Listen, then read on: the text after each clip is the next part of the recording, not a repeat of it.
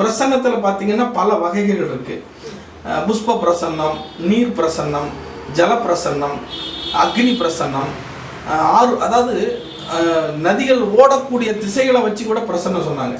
அது ஆர்ப்பரித்து ஓடி வரக்கூடிய திசைகள், அதனுடைய வேகம், அதனுடைய கலர், வெண்மையான கலரோடு ஓடுனா என்ன அர்த்தம், அமைதியான முறையில் ஓடுனா என்ன அர்த்தம், ஒரு அழுக்கு நிறைந்த கலர்ல ஓடி வந்தா என்ன அர்த்தம், என்ன நடக்க போகுது அப்படிங்கிற நிகழ்வுகளை வச்சு அந்த காலத்துல இந்த இடத்துல நம்ம இருக்கலாமா வேண்டாமா அப்படிங்கிறத முடிவு செய்யறதுக்காக நீர் பிரசனங்கள்லாம் பார்த்தாங்க.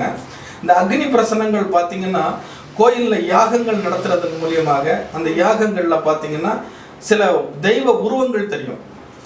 ஆமா, அந்த அக்னியினுடைய ஜுவாலையில அந்த அதனுடைய உயரம், அகலம், நீளத்தை பொறுத்து அது எப்படி எரியுது அப்படின்னு சொல்லி அந்த அக்னி ஜுவாலையில பார்த்தீங்கன்னா அந்த காளியினுடைய உருவம், அந்த தெய்வங்களுடைய உருவங்கள் தெரியும். அப்போ அதை வச்சு அந்த வருஷம் எப்படி இருக்கும், விவசாயம் எப்படி இருக்கும், அந்த ஊர் மக்களுக்கு எப்படி இருக்கும் அப்படிங்கிறத கணிக்கிறதுக்காக அக்னி பிரசன்னம் அப்படிங்கிற ஒரு முறையை கொண்டு வந்தாங்க.